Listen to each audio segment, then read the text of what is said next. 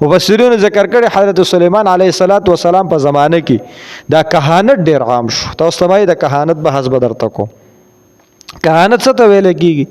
یو سړی لاړ شي هلته یو کس نه هغه نه تپوس وکړي، ورته وایي څه به کېږي؟ هغه به وایي تا سره به سبا دا کېږي، تاله به خدای دونه پیسې درکوي، ستا به چې کوم د بچی کېږي، ستا به دا کار کېږي، ستا به دا کار نه کېږي. دا د غیب خبرې ورته کوي.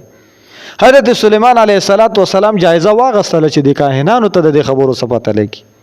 نو معلومات چې کله وشو نو د کاهنانو سره شیطانان وي، دوی خپل دا شیطانان خپل تابع کړي وي. دا شیطانان دوی بره ولیږي، نو بره په اسمان کې د فرشتو محافل ناست دي، هلته د فرشتو په مابین کې مشوره کېږي. دا شیطان چې کله لاړ شي نو هلته شیطان د فرشتو دا خبرې واوري، نو دلته د انسانانو متعلق فیصلې کېږي، نو دا یوه خبره واوري یا وانه اوري. خو لږه ډېره چې څه اورېدلي وي هغه راشي کاهن ته وکړي، او کاهن د خلکو ته وایي چې سبا له به دا کېږي، او دا خو هلته فرشتو وي چې سبا به باران کېږي. او دلته چې دی رالی نو کاهن ورته وایي چې باران به کېږي، نو د ده په دې کاهن باندې نظر د چې جوړ دا کاهن ته د غیب پته ده. نو دا خبرې داسې خورېږي. سورت صافات کې الله بیا د دې بیان کوي چې دا شیطان لاړ چې فرشتې ولي نه یې پرېږدي. نو کله نه کله تاسو ګورئ داسې اسمان کې داسې لمبه روانوي، د هغه ستوري چې فرشتې پې دا شیطان شته.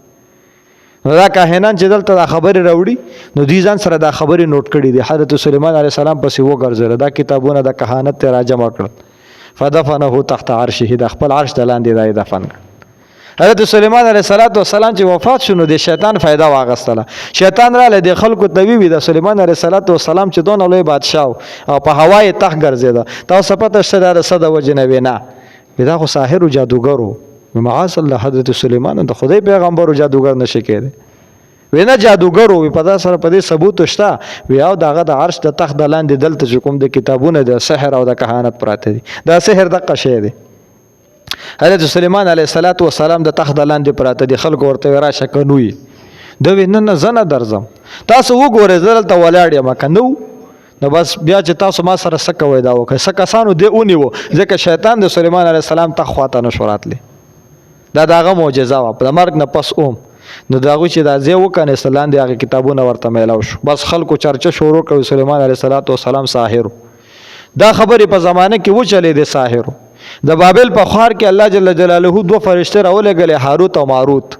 ځکه هلته دا سحر ډېر عام شو، ځکه دا کتابونه چې د خلکو راوویستل دا سحر خلکو ته وښو، د خلکو دا سحر زده کو. بیا خلکو وی چې سلیمان علیه السلام به دا کار کو، دا کار به کو، دا کار به کو. الله فرشتې ولېږلې لاړ شه دوی ته ووایه سلیمان علیه السلام چې په لاس ظاهرېدل دا معجزه وه، او دا تاسو چې څه کوئ دا سحر دی. او د سحر او د معجزې په مابین کې دا فرق دی. نو هغه فرشتو به دوی ته د سحر او د معجزې په مابین کې فرق بیانوه. دونه اسرائیلیات په دې باب کې مفسرینو لیکلي دي چې ګوري نو اړه به دې ستړی شي. خدا به په تفسیر کې نه ګورئ، ځکه دا چې تفسیر کې ګورئ تاسو ته اخذ نه شئ کولی. حضرت سلیمان علیه السلام صفائی د دې دوه فرشتو په ذریعه الله بیان کړه. کله چې رسول الله مبارک ته قرآن نازلېدو الله جل جلاله قرآن مجید کې دا صفائی بیا بیان کړ چې سلیمان علیه السلام د خدای پیغمبر نو. نو دا آیات وی بیا بس کو الله فرمایي وتبعوا ما تتلو الشیاطین، دوی تابعداري کوي هغه چې لوستلو شیطانانو علی ملک سلیمان په شهید سلیمان علیه السلام کې.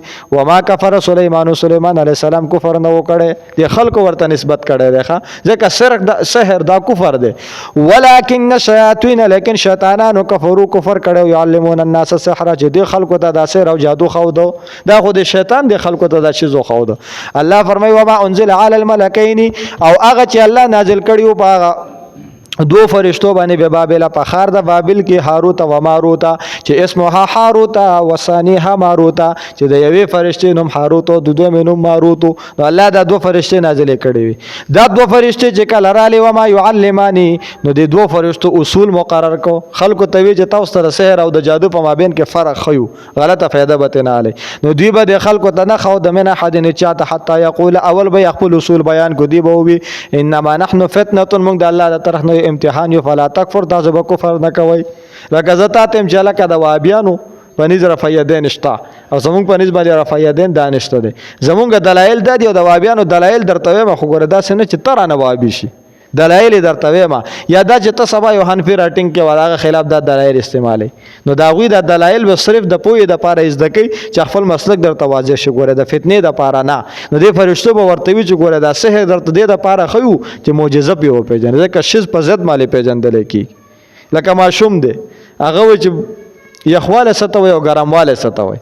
نو ته ول وبروړي او بو کې ورته لاس حقته کې دې کې اخواله دي او ورته بل کې ورته دې کې ګرمواله د خلاص به ورحقته کینا نو دې فرشتو ورته وی دا معجزه ده او دا سحر ده خدا اور ده ګوره لاس به ورحقته کینا نو الله فرمای دوی به خلکو ته انما نحن فتنه فلا تکفر کفر بنا کوي فیتعلمون نو خلکو به ذکو منهما د دې دواړو خلک خو بیا آرامیا نه کنه نو ما هغه شذبت از دکو یفرقون بین المرء و زوجه چې پاغه به جداواله راويستو په میاز د خاون او خزه کې نو دا به خلک به جدا کول دا ساحران دا کار کوي اوس هغه ساحران نشته خواص مخلک اسه دوکا کوي او دا خو صاحب خاون کوړ شي او تعویذ پلان کې شوی د دوکا کوي دی اوس د ساحر د سړی بچی نشته چې خزه او خاون جدا کی ځکه اوس خزه او خاون یو ځکیږي نو څوک به جدا سکی اوس دا اسه جدا دی ښا الته کسانو تماوي مې جمعات په صفای مال الله انسان د واده چا واده نه کیږي جمعات صفای کاوه خدای بدل دویمه وظیفه درېمه وظیفه څلورمه وظیفه نو ما ورته دا خوراته دونه بشمیره معلوم دي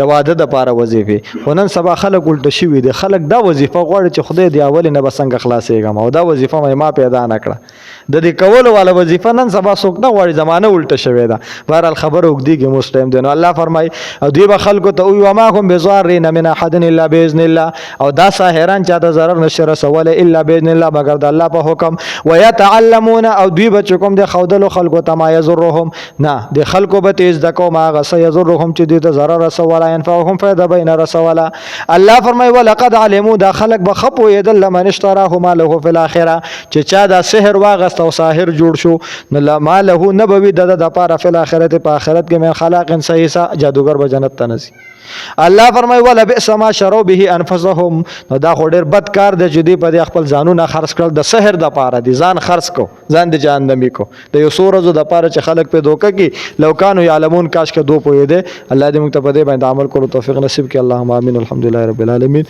ولا قوت للمتقین والصلاه والسلام علی خیر خلق محمد و علی اصحاب اجمعین کریم الله ګناهونه را معاف کړي په خیر او عافیت سره مدادر اختتام ته ورسې ټول شرکا ول الله بغیر د غوښتون الله ډیر صبر کې په ډیر ناس باندې کریم الله قرآن مجید سره متعلق پیدا شو که سونه غواړو کریم الله به د وخت راته نصیب کی وصلی الله تعالی علی خیر خلق محمد